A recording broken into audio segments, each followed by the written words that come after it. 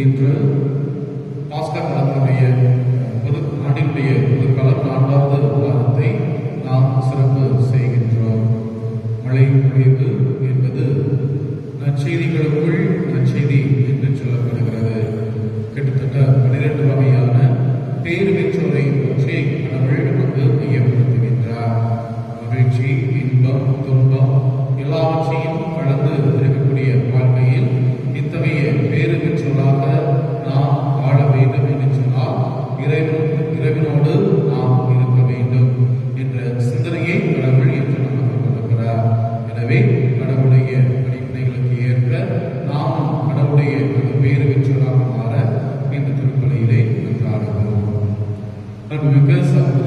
ஆண்டவரே, நமது திருவிழாக்கள் நினைவாக நம் மீது கிடைக்கப்படும் தமது படைப்பாகிய தண்ணீரை புனிதப்படுத்தி அருள்கிறாரு. நாம் கடவுளாகிய ஆண்டவரை கெஞ்சி கொண்டாடுவோமாக. அவரே நமக்கு உதவி அளித்து நாம் பெற்றுக்கொண்ட தூய ஆவிக்கு உண்மை குரலாய் கிடைத்திருக்க அருள்வாராக. ஏற்றமுள்ள எல்லாம் இறைவா, வாழ்வின் மற்றும் தூய்மையின் தொடக்கமான தண்ணீரின் வழியாக மக்கள் புனிதமடைந்து நிலைவாழ்வின் துணையை பெற வேண்டும் என்ற திருவிழாவானே, இத்தண்ணீரை புனிதப்படுத்தி அருள உண்மை வேண்டுகின்றோம். ஆண்டவரே, முதல் நாளாக இன்று உமது அருள் காவலை பெற விரும்புகின்றோம். வாழ்வழிக்கும் அது அறிவுச்சயங்கள் புதுப்பித்தருளும். இத்தண்ணீரின் ஆழ்வின் உள்ளத்தை கரையில் தீமை அனைத்திலிருந்து காத்துள்ளாக. இவ்வாறு நாங்கள் தூய இதயத்துடன் நம்மை அணுகி வரவும் உமது மீட்பை பெற்றுக் கொள்ளவும் தகுதி பெறுவோமாக. எங்கள் ஆண்டவராகிய கிறிஸ்து வழியாக உம்மை கொண்டாடுகின்றோம். எல்லாம் இறைவா, அதில் வளம் பெற அதில் ஒப்பிட வேண்டும் என்று இறைவாக்கினர் எலிசா வழியாக கற்பித்தேன். உமது படைப்பு பொருளாகிய இந்த உப்பை பரிவிறக்கத்துடன் புனிதப்படுத்தியுள்ள உம்மை தாழ்மையுடன் வேண்டுகின்றோம். ஆண்டவரை, உப்பு கலந்த தண்ணீர் தெளிக்கப்படும் இடமெல்லாம் தீயோனின் தாக்குதல் அனைத்தும் தோல்வியில செய்வீராக.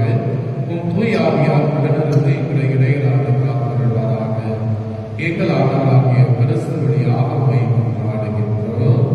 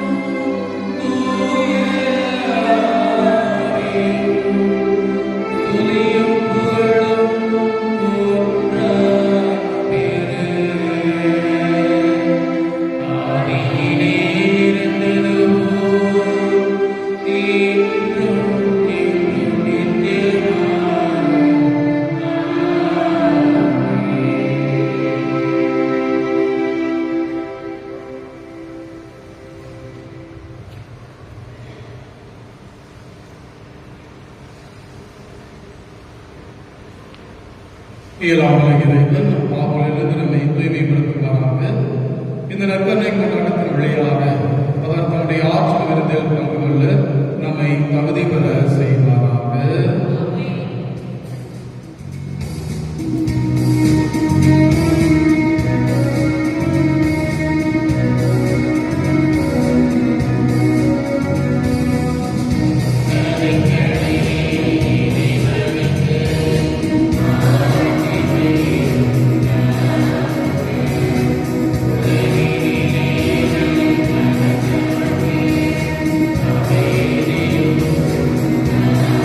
Amen.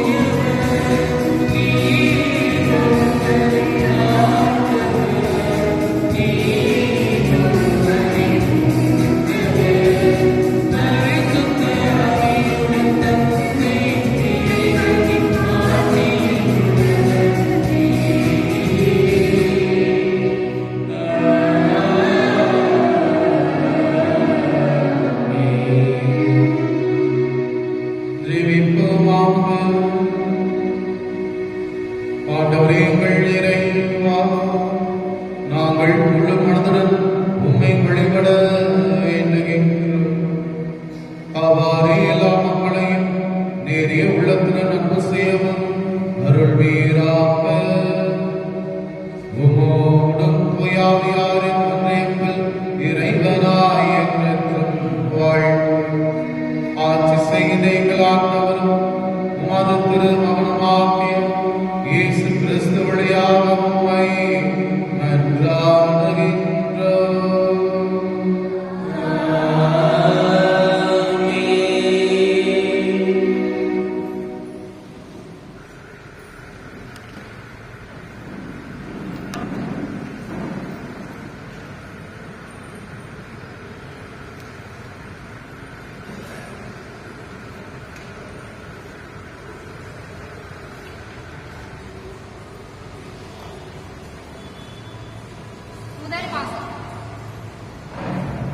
முதல் வாசகம்.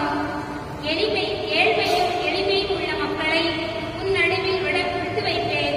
இறைவாக்கினர் செப்பனியா நூலிலிருந்து வாசகம். அதிகாரம் 2, 3 தொடங்கி 12 மற்றும் 13 முடிய. செப்பனியா கூறியது: நாட்டில் இருக்கும் எளியோரே, ஆண்டவரின் கட்டளையை கடைப்பிடிப்போரே, அனைவரும் ஆண்டவரை தேடுங்கள், நேர்மையை நாடுங்கள், மனத்தாழ்மையை தேடுங்கள். ஆண்டவரது சினத்தின் நாளில் ஒருவேளை உங்களுக்கு புகலிடம் கிடைக்கும். ஏழை எளியோரை உன்னடுவில் நான் விட்டு வைப்பேன். அவர்கள் ஆண்டவரின் பெயரில் நம்பிக்கை கொள்வார்கள். இஸ்ரேலில் எஞ்சியிருப்போர் கொடுமை செய்ய மாட்டார்கள். வஞ்சக பேச்சு அவர்களது வாயில் வராது. அச்சுறுத்துவோர் யாருமின்றி அவர்கள் மந்தை போல் மேய்ந்து இளைப்பார்கள். இது ஆண்டவர் வழங்கும் அருள்வாக்கு.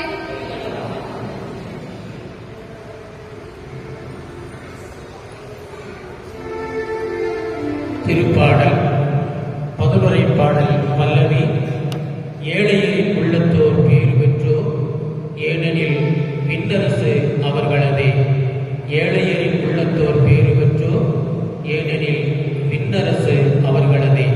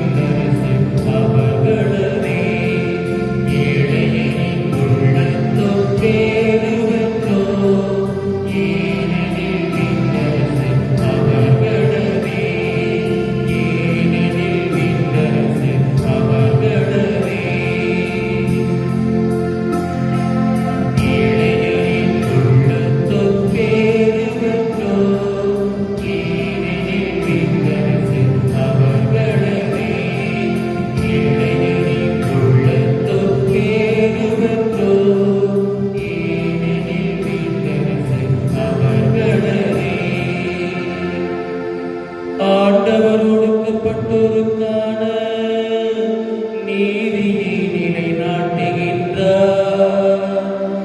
பசித்திருப்போருக்கு உணவளிக்கின்றார். சிறைப்பட்டோருக்கு விடுதலை அளிக்கின்றார்.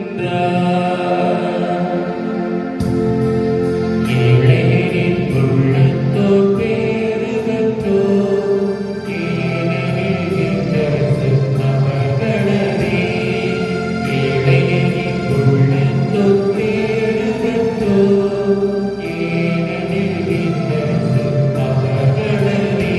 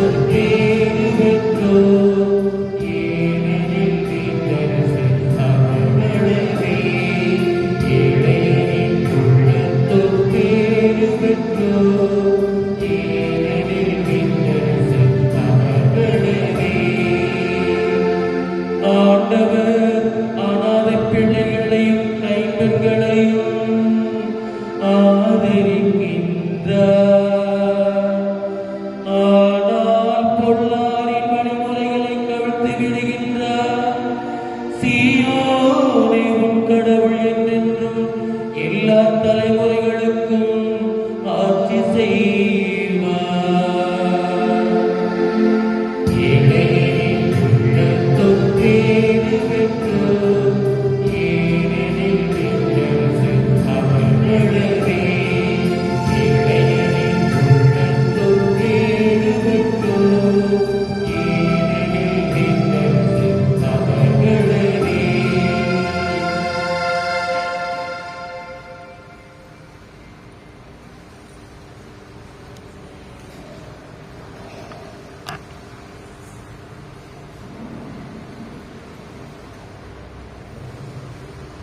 இரண்டாம் வாசகம்.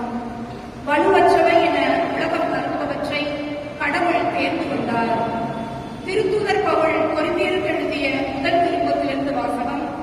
அதிகாரம் 1, இறை வார்த்தைகள் 26 தொடங்கி 31 வரை. திருத்தூதர் பவுல் கொரிந்தியருக்கு எழுதிய முதல் திருமுகத்திலிருந்து வாசகம். அதிகாரம் 1, இறை வார்த்தைகள் 26 தொடங்கி 31 வரை. சகோதரர் சகோதரிகளே, நீங்கள் அழைக்கப்பட்ட நிலையை எண்ணிப் பாருங்கள். மனித கணிப்பின்படி உங்களுள் ஞானிகள் எத்தனை பேர், வலியோர் எத்தனை பேர், உயர்குடி மக்கள் எத்தனை பேர். ஆனால் கடவுள் ஞானிகளை வெட்கப்படுத்த மடமை என உலகம் கருதுபவற்றை தேர்ந்து கொண்டார்.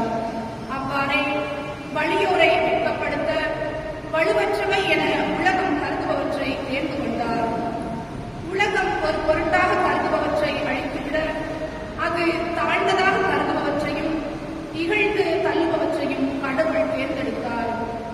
எவரும் கடவுள் முன் பெருமை பாராட்டாதபடி அவர் இப்படி செய்தார். அவரால் தான் நீங்கள் கிறிஸ்துவுடன் இணைக்கப்பட்டிருக்கிறீர்கள். கிறிஸ்துவே கடவுளிடமிருந்து நமக்கு வரும் ஞானம்.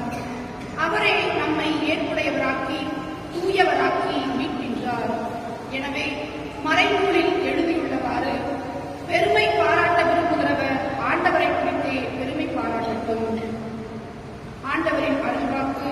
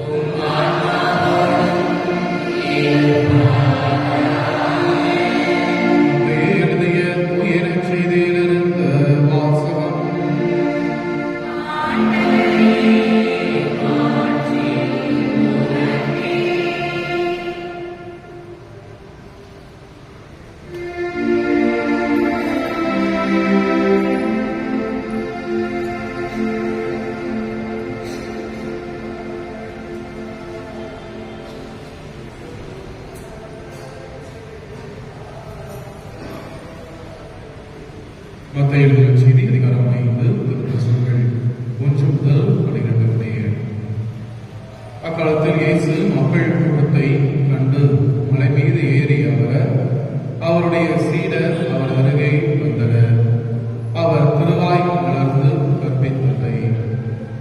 ஏழைகளின் உள்ளத்தோர் பேறு பெற்றோர், ஏனெனில் விண்ணரசு அவர்களுக்கு உரியது. துயருவோர் பேறு பெற்றோர், ஏனெனில் அவர்கள் ஆறுதல் பெறுவர். கனிவுடையோர் பேறு பெற்றோர், ஏனெனில் அவர்கள் நாட்டை உரிமை சொத்தாக்கிக் கொள்வர். நீதி நிலைநாட்டும் வேட்கை கொண்டோர் பேறு பெற்றோர், ஏனெனில் அவர்கள் நிறைவு பெறுவர். இரக்கமுடையோர் பேறு பெற்றோர், ஏனெனில் அவர்கள் இரக்கம் பெறுவர். தூய்மையான உள்ளத்தோர் பேறு பெற்றோர், ஏனெனில் அவர்கள் கடவுளை காண்பர். அமைதி ஏற்படுத்துவோர் பேறு பெற்றோர், ஏனெனில் அவர்கள் கடவுளின் மக்கள் என அழைக்கப்படுவர். நீதியின் பொருட்டு துன்புறுத்தப்படுவோர் பேறு பெற்றோர், ஏனெனில் விண்ணரசு அவர்களுக்கு உரியது. என் பொருட்டு மக்கள் உங்களை இகழ்ந்து துன்புறுத்தி உங்களை பற்றி இல்லாதவை கொள்ளாதவை எல்லாம் சொல்லும்போது நீங்கள் பேறு பெற்றவர்களே. மகிழ்ந்து பேறு வகை கொள்ளுங்கள், ஏனெனில் விண்ணுலகில் உங்களுக்கு கிடைக்கும் கைமாறு மிகுதியாகும். ஆண்டவரின் அருள்வாக்கு. கிறிஸ்துவே உமக்கு புகழ்.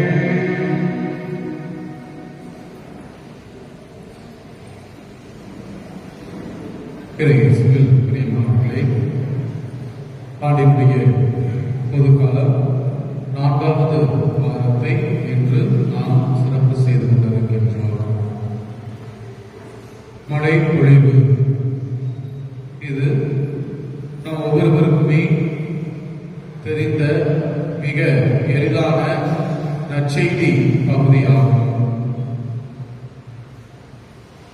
நம்முடைய தேச தந்தை காந்தியடிகள் அவர்களால் மிகவும் கவரப்பட்ட ஒரு நற்செய்தி பகுதி. அன்புக்குரியவர்களே, இந்த நற்செய்தி பகுதியை நாம் 2 நற்செய்திகளிலே பார்க்கலாம்.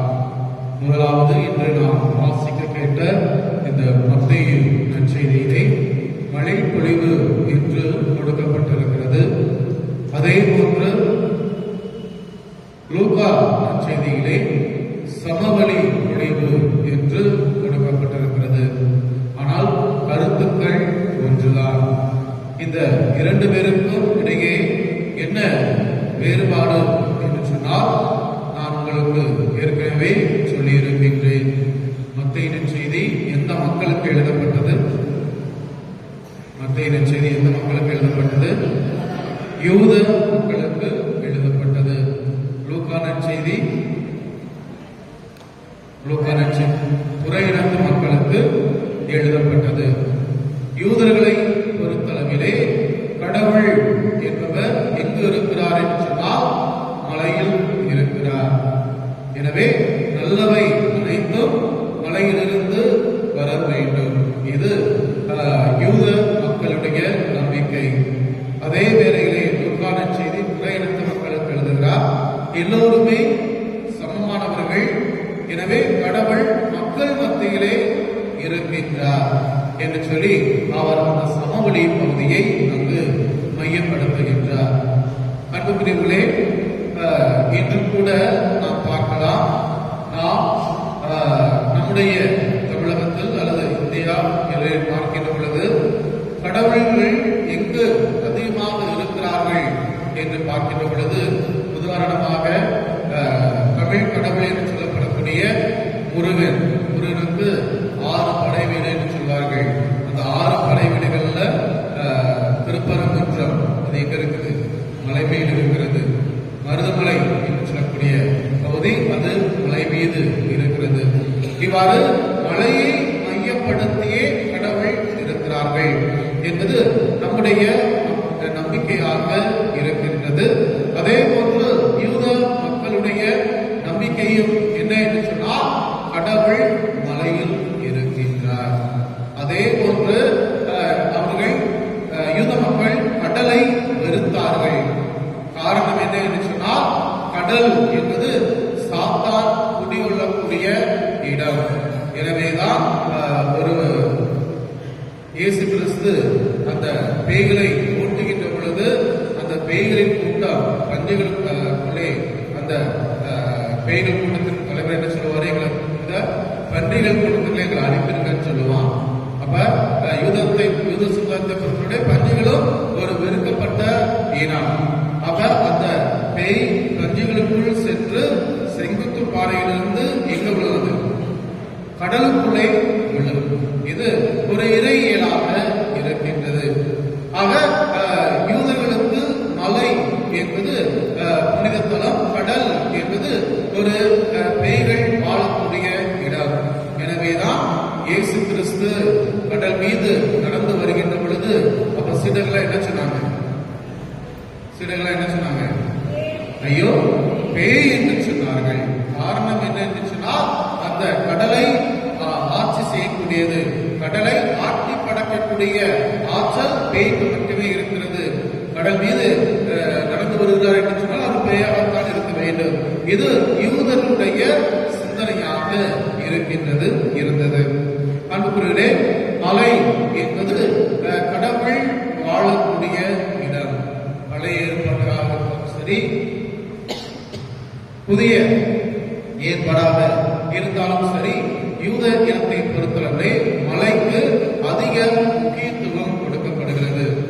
விடுதலை பயணம் அதிகாரம் 19, 20 அந்த 2 அதிகாரத்தை எடுத்து பார்த்தீங்க அப்படின்னா அங்கு சீனாய் மலையை பற்றி நமக்கு சுட்டி காட்டப்படுகிறது. சீனாய் மலையினுடைய மைய என்னது, முக்கியமானது என்னது? சீனாய் மலையில என்ன நடந்துச்சு? சீனாய் மலையில கடவுள் 10 கட்டளைகளை யாருக்கு கொடுக்கிறார்? யாருக்கு? மோசேக்கு கொடுக்கின்றார். ஆக முதலாக அந்த கடவுள் மனிதர்களோடு செய்து கொண்ட உடன்படிக்கை எங்கு நடக்கிறது என்று சொன்னால் அது சீனாய் மலையாக இருக்கிறது. இரண்டாவதாக பார்க்கின்ற பொழுது 2 சாமுவேல் 2ஆம் புத்தகம் அதிகாரம் 5 வசனம் 7 வாசிக்கிறோம்.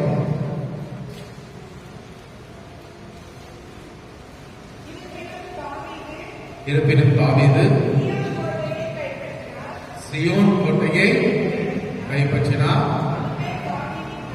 அதுவே தாவீதின் நகர் என்று அழைக்கப்படும். பழைய மொழிபெயர்ப்பில் பார்த்தீங்க அப்படின்னா சியோன் மலை என்று சொல்லப்படுகிறது. ஆக கடவுளுக்கு பிரியமான, கடவுளுடைய அன்பை அதிகமாக பெற்றவர் தாவீது. அந்த தாவீதுக்கு கடவுள் அந்த மலையை கொடுக்கின்றார். மூன்றாவதாக தொடக்குறள் புத்தகம் அதிகாரம் 8 வசனம் 4 வாசிங்க.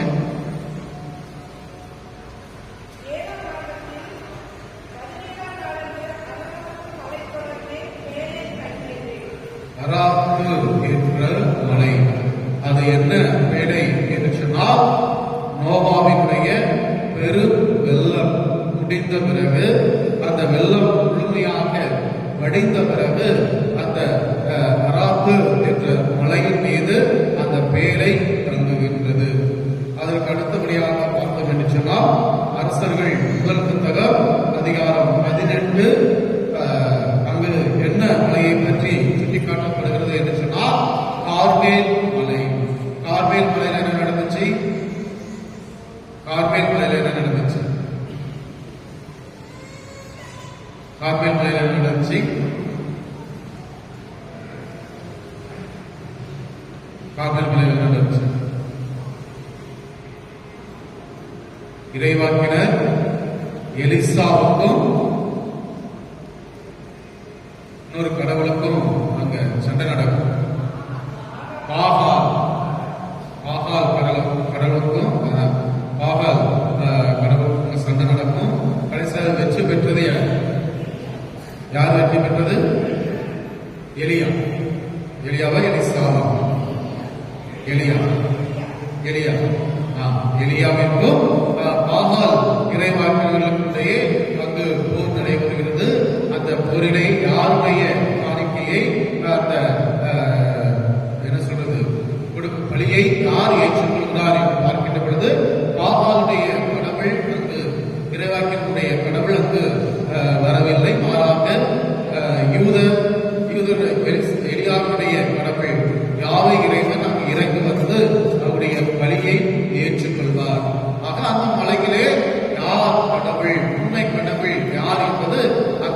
கார்மேல் மலையிலே அவர்களுக்கு தெளிவுபடுத்தப்படுகிறது. அடுத்தபடியாக பார்த்தோம் என்று சொன்னால் மோவாபு மலை. மோவாபு மலையினுடைய முக்கியத்துவம் என்ன தெரியுமா? மோவாபு மலையில தான் மோசே இறுதியாக தனது உயிரை கொடுக்கின்றார். அப்ப கடவுள் மோசேயை அழைக்கின்ற பொழுது சொல்லக்கூடிய வார்த்தை, பாலும் தேனும் பொழியக்கூடிய அந்த கானான் தேசத்திற்கு என்னுடைய மக்களை நீ அழைத்து செல்ல வேண்டும் என்று சொல்லி கடவுள் மோசேக்கு கட்டளை இடுகின்றார். ஆனால் மோசே கடவுள் மீது சிறிய கோபம் கொண்டு அவரை வெறுத்ததனுடைய விளைவாக மக்கள் செய்த காரணத்தினால் அவர் வெறுக்கிறார். அவ்வாறு வெறுத்ததனுடைய விளைவாக கடவுள் சொல்கிறார், இனி நான் உனக்கு வாக்களித்த அந்த நாட்டை நீ போய் பார்க்க மாட்டாய், சென்றடைய மாட்டாய், மாறாக தூரத்திலிருந்து அந்த நாட்டை நீ பார்ப்பாய் என்று சொல்கிறார். ஆக அந்த மோவாபு என்ற மலையிலிருந்து மோசே என்ன செய்கிறார் அப்படின்னா அந்த நாட்டை பார்க்கிறார், அங்கே இறந்து போகிறார். அடுத்தபடியாக புதிய ஏற்பாடு. புதிய ஏற்பாட்டை நாம் பார்த்தோம் என்று சொன்னால் இயேசு கிறிஸ்து ஒரு மாற்றம் பெற்றது எந்த மலையில? தாபோர் மலையில. தாபோர் மலையினுடைய அந்த நிகழ்வு நமக்கு தெரியும். எலியா, எலிசா, அதே போன்று திருத்தூதர்கள் எல்லோரும் இயேசு கிறிஸ்து எல்லோரும் அங்கு அமர்ந்து தன்னுடைய இறப்பை பற்றி அங்கு பேசினார் என்பது நமக்கு திருவிவிலியம் சுட்டி காட்டக்கூடிய ஒரு நிகழ்வாக இருக்கிறது. அதற்கு அடுத்தபடியாக இயேசு கிறிஸ்து எங்க ரத்த வியர்வை வடிச்சாரு? எங்க வடிவமைச்சாரு? புரியல. ரத்த வியர்வை கெத்செமனி தோட்டம். அந்த கெத்செமனி தோட்டம் எங்க இருக்குது அப்படின்னா ஒலிவர் மலை. கடைசியாக அவர் உயிர் கொடுத்தது எந்த மலையில கொடுத்தாரு?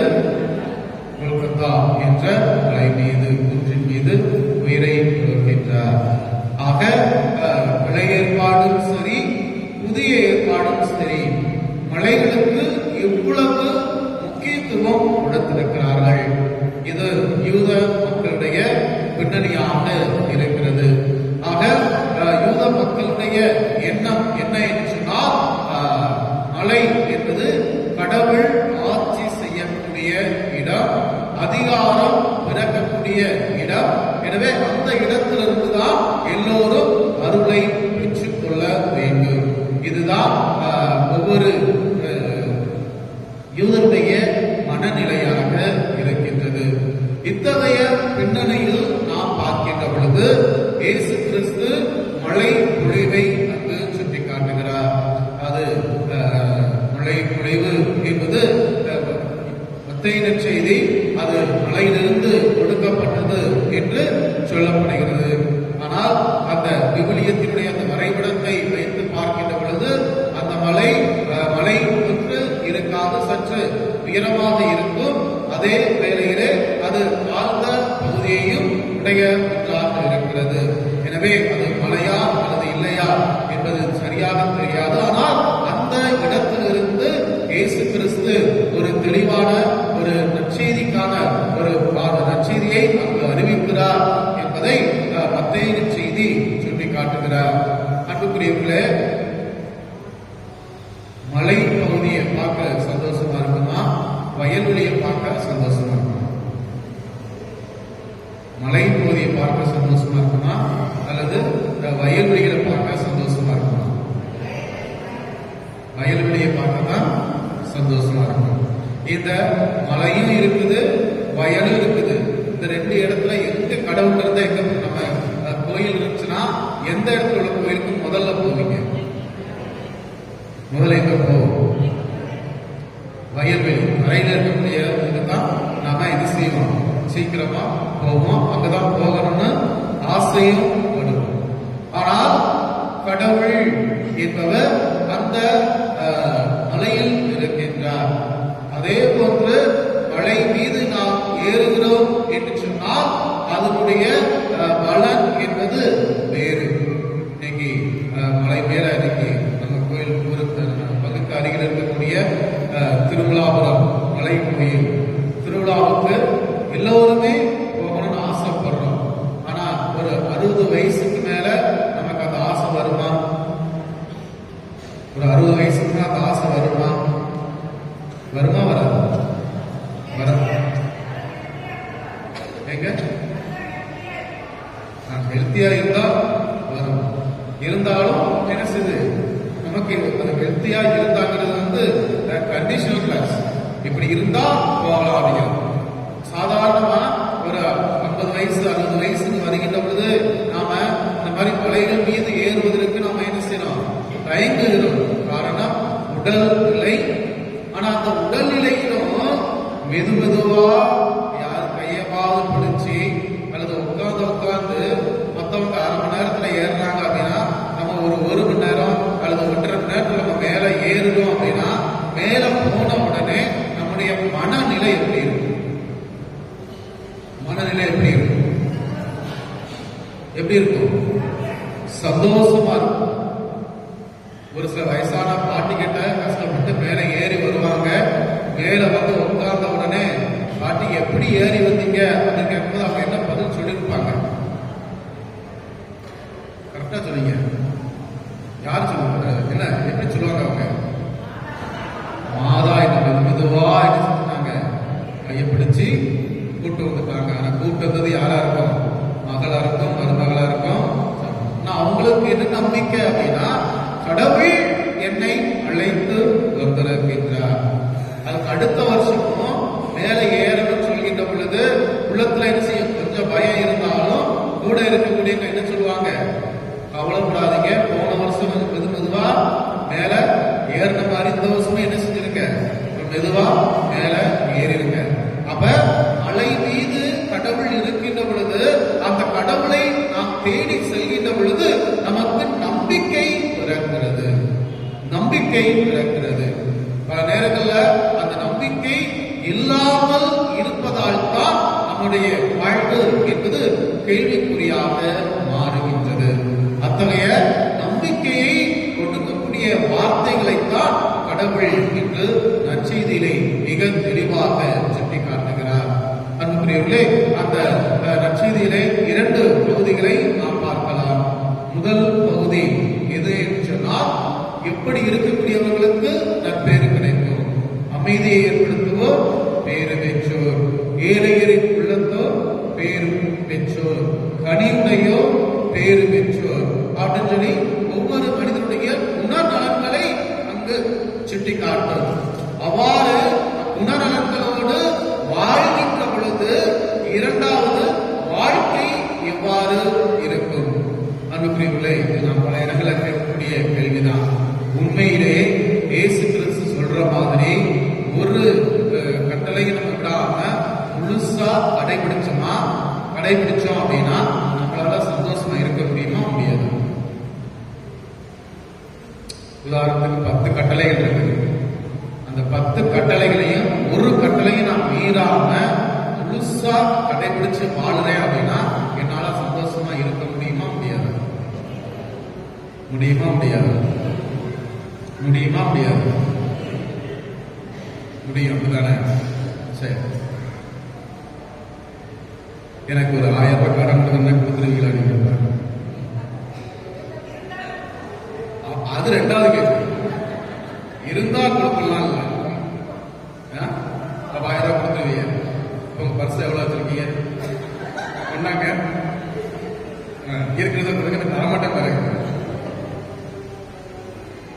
அன்புக்குரியவர்களே, அந்த கட்டளைகள் 10 கட்டளைகள் இருக்கிறது. கடவுளை நம்ப வேண்டும். அதெல்லாம் ரொம்ப அடிக்கடி நம்ம மீறக்கூடிய கட்டளை. என்ன கட்டளை சொல்லுங்க பாப்போம்? பொய் சொல்லாதே. இன்னைக்கு காலையில எந்திரிச்சதுல இருந்து எத்தனை நேரம் நம்ம பொய் சொல்லிருக்கோம்? யோசித்து பாருங்க. அது நல்லதுக்கு சொன்னமா கெட்டது சொன்னமா அது 2வது.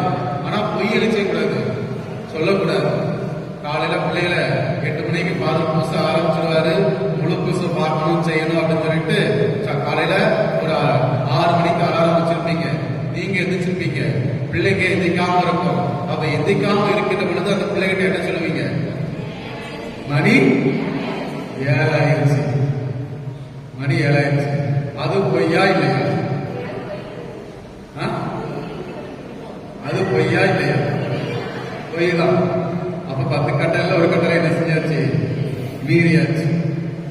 எப்படி ஒவ்வொன்றா வகைப்படுத்தி பார்த்தோம் அப்படின்னா 10 கட்டளைகளை முழுமையாக கடைபிடிப்பது என்பது வாழ்வில் பல துன்பங்களை நமக்கு கொண்டு வந்து சேர்க்கும். இன்னைக்கு நான் ஒரு விளையாட்டுக்காக கேட்கிறேன் செய்யறேன். நான் என்ன செய்வோம் அப்படின்னா கையில ஒரு 500 ரூபாய் வச்சிருப்போம். அந்த 500 ரூபாய் வச்சுதான் மதிய சாப்பாட்டுக்கு நாளைக்கு செலவுக்கு வச்சிருப்போம். அப்ப நம்மகிட்ட ஒரு ஆள் வந்து 300 ரூபாய் கேட்கிறாங்க. கேட்கும்போது நம்ம என்ன சொல்லுவோம்? நம்ம என்ன சொல்லுவோம்?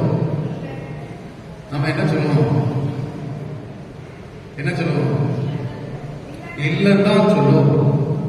இது வந்து ஒளிவு மறைவுக்கு இல்லை. ஏன்னா ஏன் வாய்க்கு தேவையில்ல.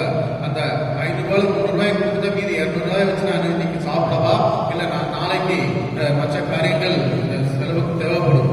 ஆக அப்படிப்பட்ட ஒரு சூழ்நிலையிலே இன்றைய அந்த நற்செய்தியினுடைய முதல் பகுதியை நாம் கடைபிடிக்கின்ற பொழுது இரண்டாவது பகுதி அது யார் யாரெல்லாம் பேறு பெற்றோர் என்று சொல்கின்ற பொழுது அது நடைமுறை வாழ்க்கையை அங்கு சுட்டி காட்டுகிறது. முதலாவதாகவே பார்க்கிற நீதியின் பொருட்டு துன்புறுத்தப்படுவோம் பேறு பெற்றோர். நான் நேர்மையா இருக்கிறேன்னு ஆசைப்படுறேன். அப்படி நேர்மையா நான் வாழ்ந்தேன் அப்படின்னா துன்பத்தை நான் ஏற்றுக்கொள்ள வேண்டும். அதற்கு பிறகு கிடைக்கக்கூடிய பரிசு என்பது வேறு ரிவார்டு அப்படிங்கிறது வந்து விண்ணரசு அவங்களுக்குரியது அப்படின்னு சொல்ற. ஆனால் அந்த நேரத்தில் எனக்கு என்ன கிடைக்கிறது? நீதியின் பொருட்டு துன்பம்.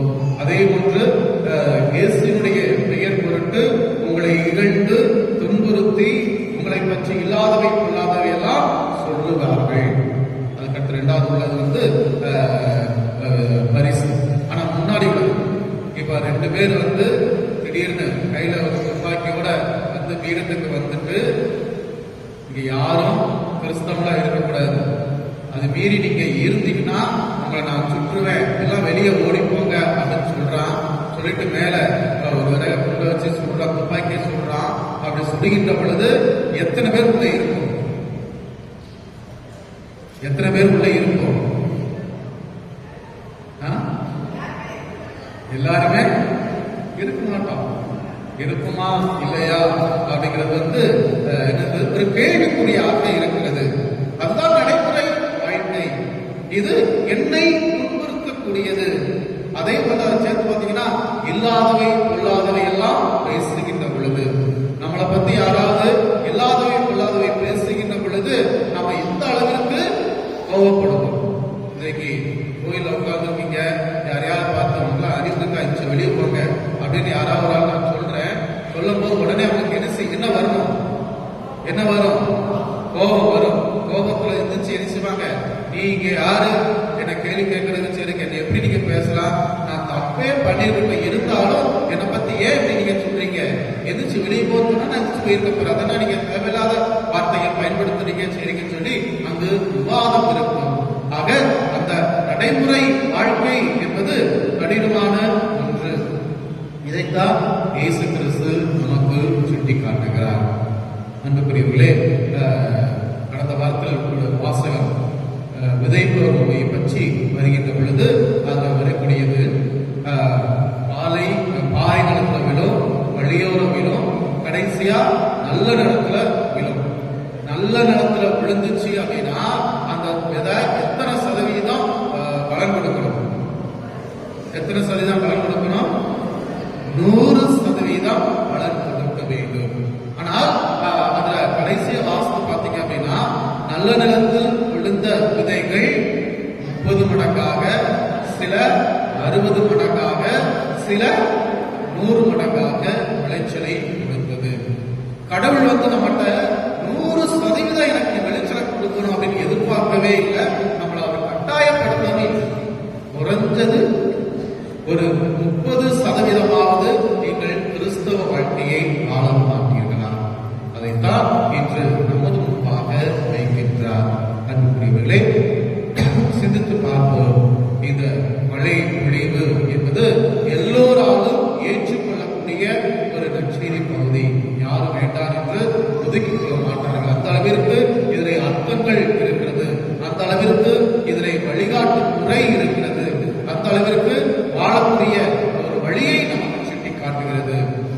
கடைபிடிக்கின்ற பொழுது நாம் குறைந்தது 30% வளர்ச்சியை தான் கடவுள் நம்மிடமிருந்து எதிர்பார்க்கிறார். எனவே 12 வகை இருக்கும். அந்த 12 வகையை கடவுள் முழுமையாக கடைபிடிக்க வேண்டும் என்று நம்மிடம் எதிர்பார்க்கவில்லை. மாறாக அதில் குறைந்தது ஒன்றையாவது கடைபிடித்து கடவுளுக்கு ஏற்ற முறையில் நாம் வாழ்கிறோமா, இதைத்தான் சிந்தித்து பார்க்க கடவுள் நம்மை அழைக்கின்றார். எனவே அவருடைய அழைப்பை ஏற்றவர்களாக நாம் முடிந்த வரைக்கும் இதில் ஒரு பேறு பெற்றவரையாவது நாம் கடைபிடித்து வாழ இறைவனுடைய அருளை வேண்டி இந்த திருப்பலியிலே கொண்டாடுவோம். ஆமென். எழுந்து நம்முடைய விசுவாசத்தை அறிக்கையிடுவோம்.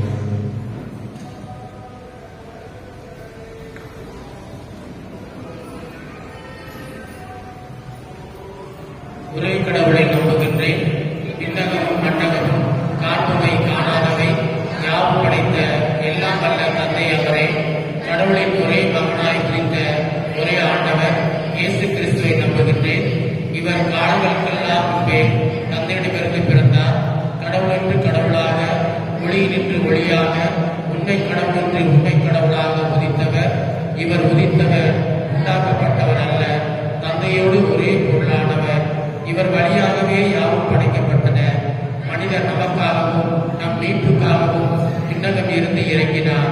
தூய ஆவியால் கன்னி மரியாதையுடன் உடல் எடுத்து மனிதரானார்.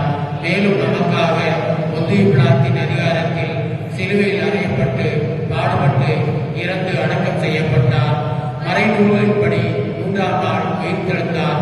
வாழ்வோரையும் இறந்தோரையும் தீர்ப்பிட ஆட்சியுடன் மீண்டும் வர இருக்கிறார். அவரது ஆட்சிக்கு முடிவு இராது. தந்தையிடமிருந்தும் மகனிடமிருந்தும் புறப்படும் ஆண்டவரும் உயிர் அளிப்போருமான தூய ஆவியாரை நம்புகின்றேன். இவர் தந்தையோடும் மகனோடும் ஒன்றாக ஆராதனையும் ஆட்சியும் பெறுகின்றார். இறைவாக்கினர் வாயிலாக பேசியவர் இவரே. ஒரே புனித கத்தோலிக்க திருத்தூதர் வழிவரும் திரு அவையை நம்புகின்றேன். பாவ மன்னிப்புக்கான ஒரே திருமுழுக்கை ஏற்றுக்கொள்கிறேன். இறந்தோரின் உயிர்ப்பையும் வரவிருக்கும் மறுவுலக வாழ்வையும் எதிர்பார்க்கின்றேன். ஆமென். நம்முடைய மன்றாட்டுகளை எடுத்து வைப்போம்.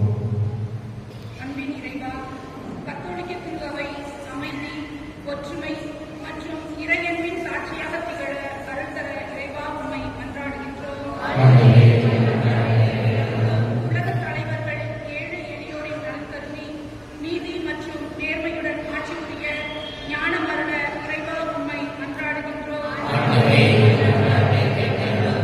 எங்கள் ஊர் மற்றும் நாட்டை ஆசீர்வதித்து அனைவரும் உடல் உள்ள சுத்தம் பெற்று ஒற்றுமையுடன் வாழ அருள் பொழிய இறைவா உம்மை மன்றாடுகின்றோம். ஏழை எளியோரின் நம்பிக்கை, தாழ்மையுள்ளோரின் ஓரிடமாக விளங்கும் ஆண்டவரே, எங்களை உமக்கு உண்மையான சாட்சிகளாக மாற்ற உம் அருள் பொழிய இறைவா உம்மை மன்றாடுகின்றோம். நம்ம ஒருவருடைய தனிப்பட்ட வேண்டுகோளையும் இறைவனுக்காக மௌனமாக எடுத்து வைப்போம்.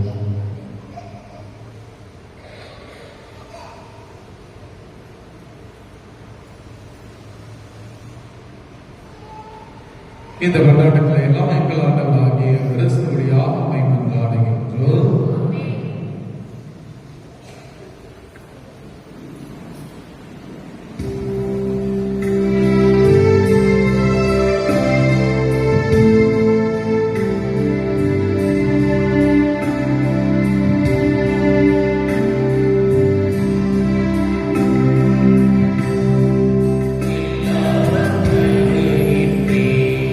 தந்தாய் என்னை கருகின்றேன்.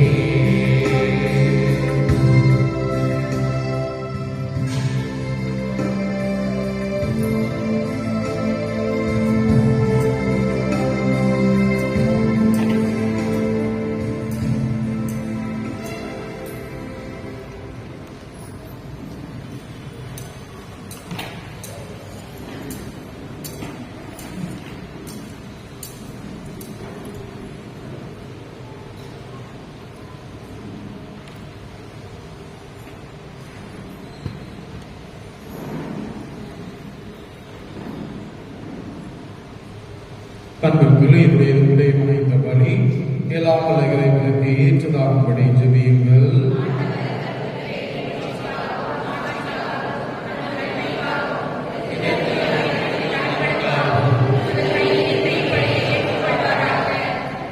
ஆண்டவரே, எங்கள் பணிகளை காணிக்கையாக தேடத்திற்கு கொண்டு வருகின்றோம். இவற்றை கனிவுடன் ஏற்று எங்களது மீட்பின் அருளடையாளமாக மாற்றுவீராக. எங்கள் ஆண்டவராகிய கிறிஸ்து வழியாக உம்மை மன்றாடுகின்றோம்.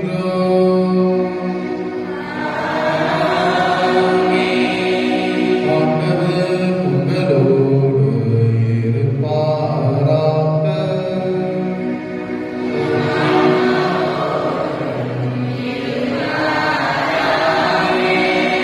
இதயங்களை மேலே எழுப்புங்கள்.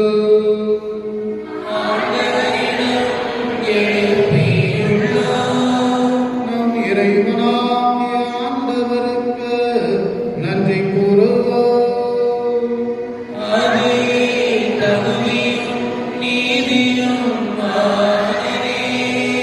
ஆண்டவரே, தூயவரான தந்தை, என்றும் காலம் எல்லாம் வல்ல இறைவா, இந்நாளும் எவ்விடத்தில் நாங்கள் உமக்கு நன்றி செலுத்துவது மெய்யாகவே தகுதியும் நீதியுமாகும்.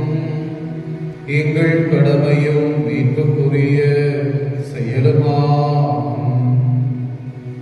ஏனெனில் நீர் உலக அனைத்தையும் படைத்தீர், காலங்களின் மாற்றங்களையும் முறைப்படுத்தினீர், உமது சாயலின் மனிதனை உருவாக்கினீர். இவ்வுலகின் வியத்தகு பொருள்கள் எல்லாவற்றையும் அவர்களுக்கு பணிய வைத்தீர்.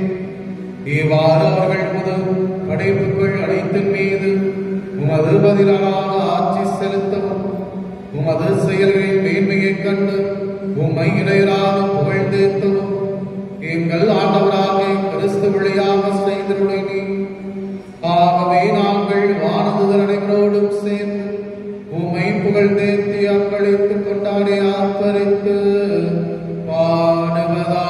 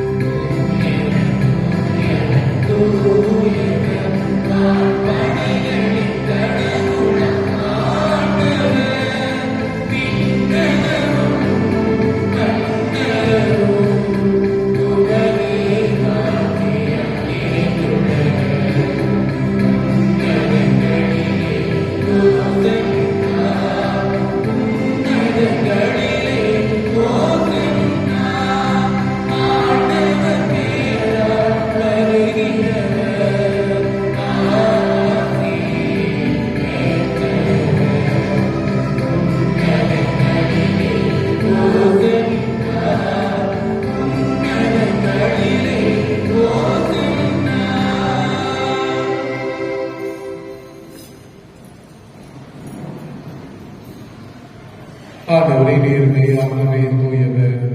உம்முடைய படைப்புகள் எல்லாம் உம்மை புகழ்ந்து தகுமே. ஏனெனிலும் திருமகனாக எங்கள் ஆண்டவர் இயேசு கிறிஸ்து வழியாக தூய ஆவியாரின் செயலாற்றலால் அனைத்தையும் ஓய்வித்து தூய்மைப்படுத்துகின்றேன். கதிரவன் தோன்றி மறையும் வரை உமது பெயருக்கு தூய காணிக்கையை ஒப்புக் கொடுக்குமாறு உமக்கன மக்களை இடையிலாது ஒன்று சேர்த்து வருகிறேன். எனவே ஆண்டவரே, உமக்கு அர்ப்பணிக்க நாங்கள் கொண்டு வந்துள்ள காணிக்கைகளை அதே ஆவியார் தூய்மைப்படுத்த உம்மை தாழ்மையுடன் கொண்டாடுகின்றோம். இவ்வாறு திருமகனாக எங்கள் ஆண்டவர் இயேசு கிறிஸ்து வழியாக இவை உடலாகவும் இரத்தமாகவும் எங்களுக்கு மாறுவனவாக அவர் பணித்தவாறே மறை நிகழ்வுகளை கொண்டாடுகின்றோம்.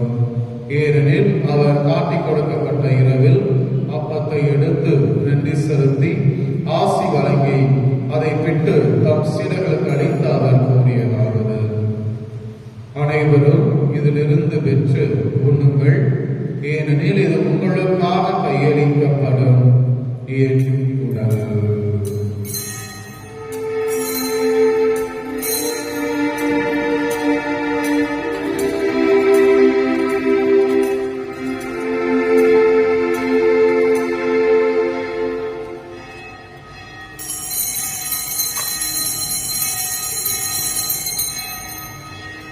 அவனுமே இரவு விருந்தை அருந்திய பின் கிண்ணத்தை எடுத்து உமக்கு நன்றி செலுத்தி ஆசி வழங்கி அதை தம் சீடர்களுக்கு அளித்து அவர் கூறியதாவது: அனைவரும் இதிலிருந்து பெற்று வருகுங்கள்.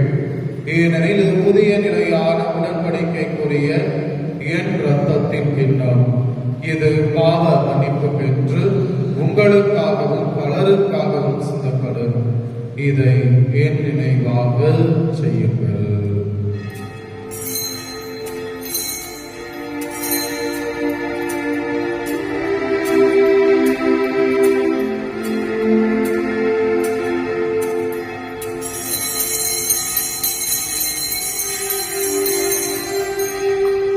நம்பிக்கையின் மறைபொருள்.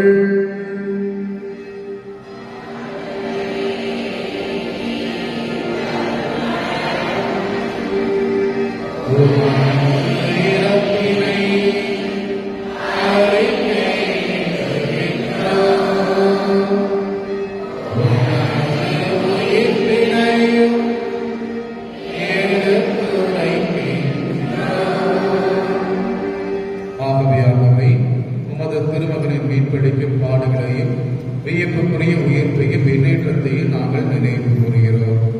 இவர் மீண்டும் வருவாரின் எதிர்பார்த்திருக்கும் நாங்கள் புனிதமான உயிருள்ள வழியை நன்றி செலுத்தி உமக்கு ஒப்புக் கொடுக்கின்றோம். உமது துறாவையின் காணிக்கையை கண்ணோக்கி அருளவை கொண்டாடுகிறோம். இவ்வழியினால் நீர் உடற்பணிய திருவிழமாறி இவ்வாறு உடைய திருமகனின் திரு உடல் திரு ரத்தத்தால் ஊட்டப்பெறும் நாங்கள் அவருடைய தூய் ஆவியால் நிரப்ப பெற்று கிறிஸ்துவுக்குள் ஒரே உடலும் ஒரே உலகம் உடையதாக விளங்கச் செய்வீராக. இவரே உங்களை நோக்கி என்றும் காணிக்கையாக்குவாராக.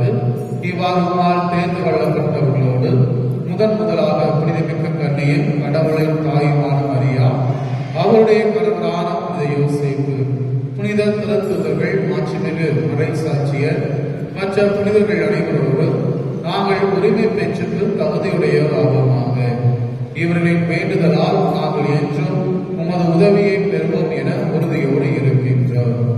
ஆண்டவரே, எங்களை மோடு ஒப்புரவாக்கும் இப்பலி உலகுக்கெல்லாம் அமைதி மீட்டும் தர வேண்டும் என மன்றாடுகிறோம். இவ்வுலகில் பயணம் செய்யும் உமது திரு அவையை சிறப்பாக பணியாளாக எங்கள் திருத்தந்தையிலேயோ பரிபாலகர் மஞ்சராஜன், ஏழை ஆயர்கள், திருநிலையினர், உமக்கு சொந்தமான மக்கள் ஆகிய அனைவரையும் நம்பிக்கையிலும் அன்பிலும் உறுதி பெற செய்வீராக. நீர் விரும்பியபடி உமது திருமணர்கின்ற இக்குடும்பத்தின் வேண்டுதல்களுக்கு கனிவுடன் செவி சாய்த்துள்ளோம்.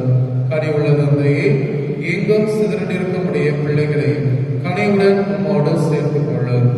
இறந்த போனைகள் சகோதரர் சகோதரிகளையும் உமக்கு உகந்தவர்களாய் வாழ்ந்து இவ்வுலகை விட்டு சென்ற அனைவரையும் உமது ஆட்சியில் கனிவுடன் ஏற்றருளும். நாங்கள் அங்கு வந்து சேர்ந்து அவர்களோடு உமது ஆட்சியால் என்று மன நிறைவு அடைவோம் என எங்கள் ஆண்டவராகிய கிறிஸ்து வழியாக எதிர்நோக்கி இருக்கிறோம். இவர் வழியாகவே நீர் உலகிற்கு எல்லா நன்மைகளையும் வழங்குகின்றீர்.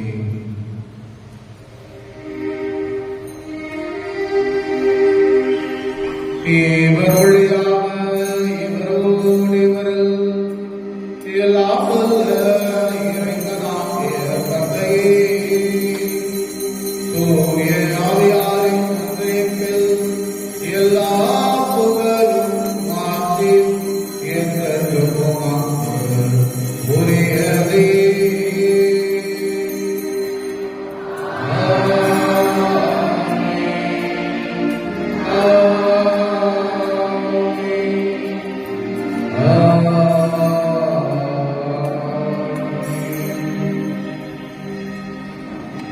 மீட்பரின் கட்டளையால் கற்பிக்கப்பட்டு இறைவனிப்பினையால் பயிற்சி பெற்ற நாம் புரிந்து பாடும்.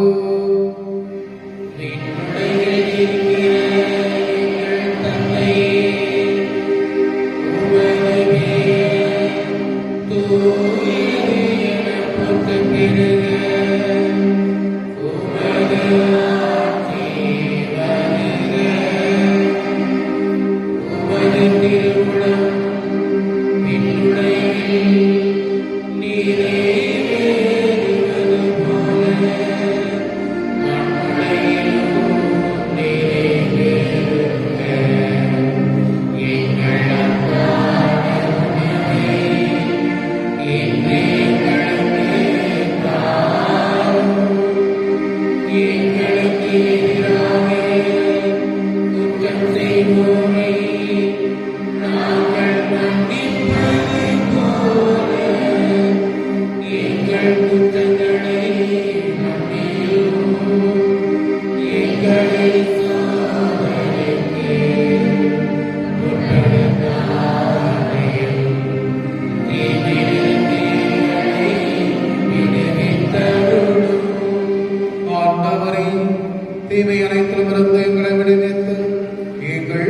வாழ்வில் அமைதி கனிவுடன் அருள உம்மை மன்றாடுகின்றோம். உமது இரக்கத்தின் உதவியால் நாங்கள் பாவத்திலிருந்து எப்போதும் விடுதலை பெற்று யாதொரு கலக்கமுமின்றி நலமாயிருப்போமாக. நாங்கள் எதிர்நோக்கி இருக்கும் பேரின்பத்திற்காகவும் மீட்பராக இயேசு கிறிஸ்து வருகைக்காகவும் காத்திருக்கின்றோம்.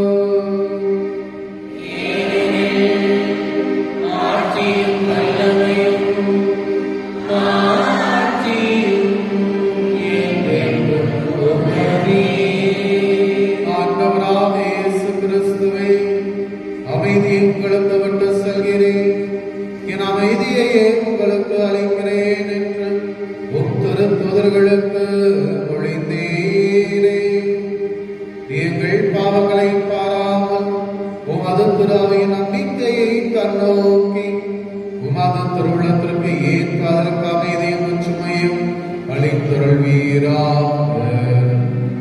என்று பார்த்தாட்சி செய்கின்றவர் நீரே.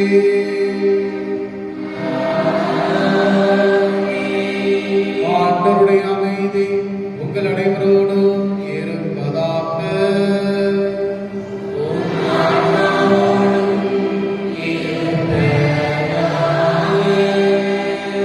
ஒருவருக்கொருவர் கிறிஸ்தருகின்ற அமைதி இதனோடு பகிர்ந்து கொள்வோம்.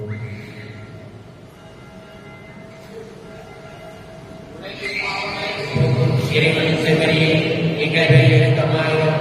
உலகின் பாவங்களை போக்கும் இறைவனின் செம்மறியே, எங்கள் மேல் இரக்கமாயிரும். உலகின் பாவங்களை போக்கும் இறைவனின் செம்மறியே, எங்களுக்கு அமைதியை அளித்தருளும்.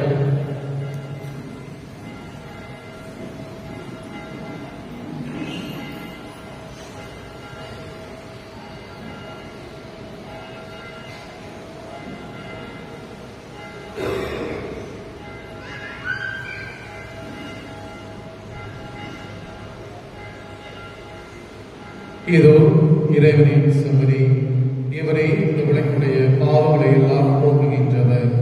இந்த செம்மறியின் விருந்துக்கு அழைக்கப்பட்ட நாம் அனைவரும் பெயர் பெற்றோர்.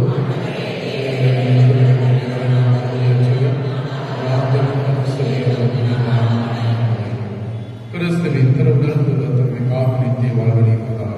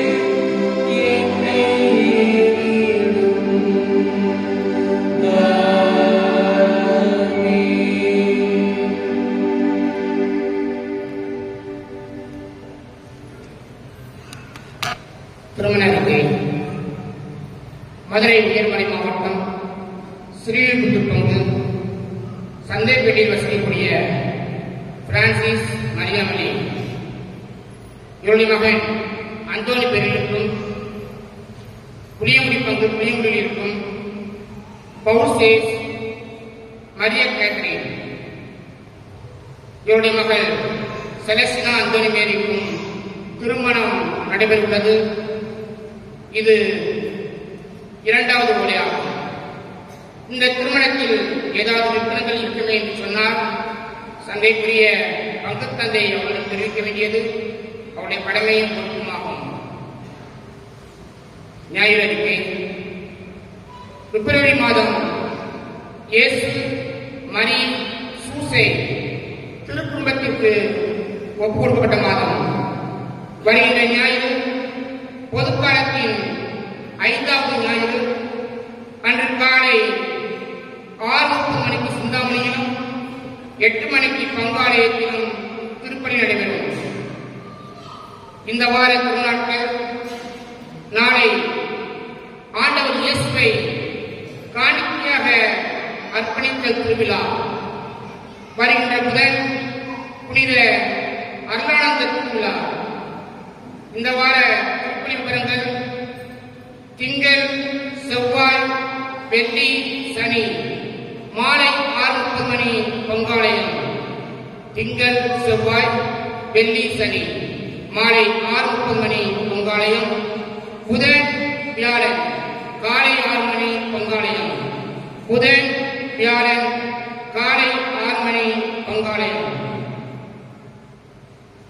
கிளை கிராமங்களில் நடைபெறக்கூடிய திருப்பணி விவரங்கள்: செவ்வாய் இரவு 8 மணி ராமசாமியாபுரம், புதன் இரவு 7 மணி தலைமைக்கோட்டை, வியாழன் இரவு 7 மணி புன்னைவனம்.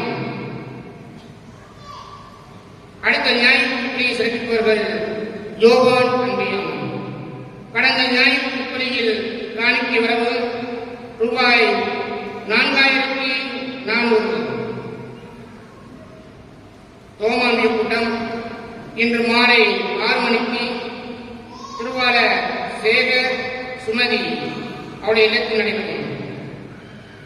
இறைமக்கள் அனைவரும் நாளை மாலை திருப்பலி வரும் பொழுது மெழுகுதிரி கொண்டு வரும்படியாக கேட்டுக்கொள்கின்றோம்.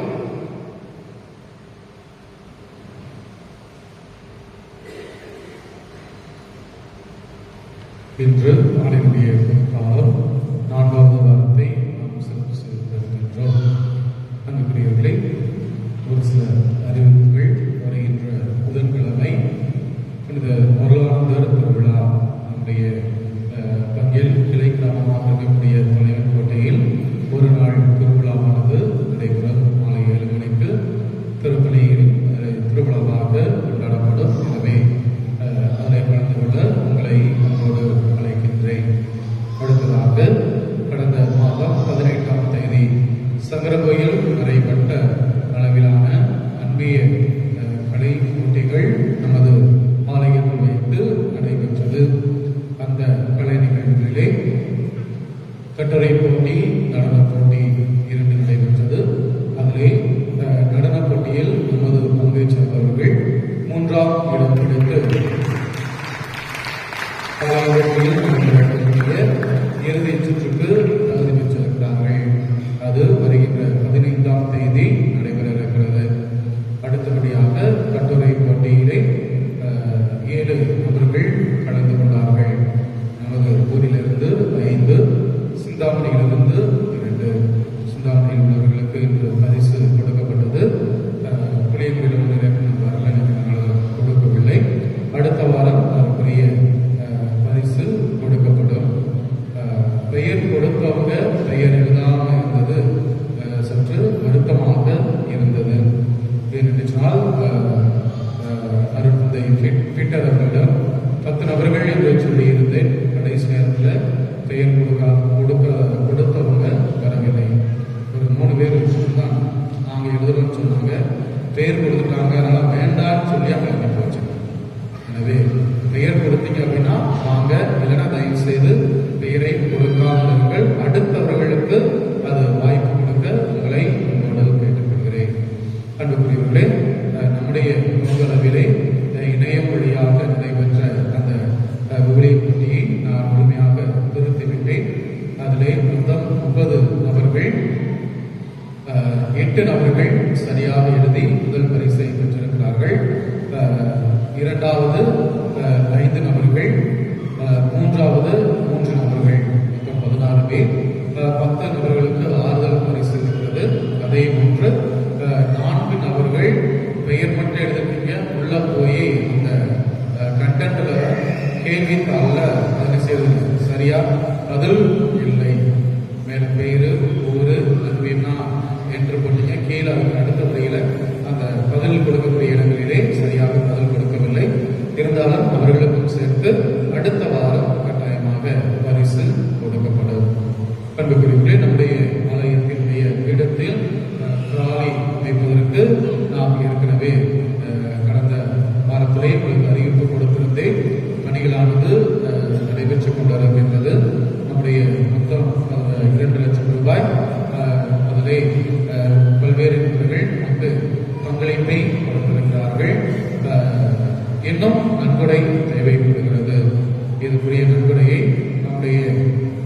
மீட்பர் ஆண்கள் குழு பொறுப்பெடுத்திருக்கிறார்கள். ஏற்கனவே ஒரு நபர் 1 லட்சம் நெருக்கி வாரேன் என்று சொல்லியிருக்கிறார்கள். அதனைத் தொடர்ந்து மீட்பர் கோயில் திருக்குழுவர்கள் 10,000 என்று சொல்லி கொடுத்திருக்கிறார்கள். கிட்டத்தட்ட 1,25,500 ரூபாய் தயாராக இருக்கிறது. இன்னும் 75,000 ரூபாய் தேவைப்படுகிறது. எனவே மீட்பர் ஆண்கள் குழு உங்களிடம் நன்கொடை கேட்டு வருகின்ற பொழுது அதற்கு உதவி செய்ய உங்களை அன்போடு கேட்டுக்கொள்கின்றேன். எழுந்து இறைவனுக்கு நன்றி செலுத்துகிறோம். ஜெபிப்போமாக. ஆண்டவரை மீட்பளிக்கும் கொடைகளால் உலகற்ற நாங்கள் உம்மை வேண்டுகின்றோம். அதனால் முடிவிலா மீட்பின் இந்த உதவியால் உண்மையான நம்பிக்கை என்றும் வளர்ச்சியுற செய்வீராக. எங்கள் ஆண்டவராகிய கிறிஸ்து வழியாக உம்மை மன்றாடுகின்றோம்.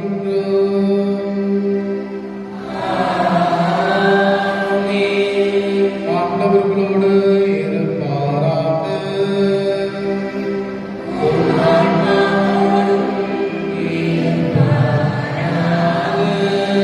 சிறப்பாசிவர தலைவலிக்கு மன்றாடுவோம். எல்லாம் வல்ல இறைவன் உங்கள் மீது கனிவு கொண்டு உங்களுக்கு தமது ஆசையை வழங்கி மீட்பின் ஞான அறிவை உங்களுக்கு அருள்வாராக. நம்பிக்கை போதனையால் அவர் என்றும் உங்களுக்கு ஓட்டம் அளித்து புனித செயல் புரிவதில் நீங்கள் நிலைத்திருக்க செய்வாராக. அமைதி, அன்பு ஆகியவற்றின் வழியை அவர் உங்களுக்கு காட்டி உம்மை நோக்கி நீங்கள் வர செய்வாராக.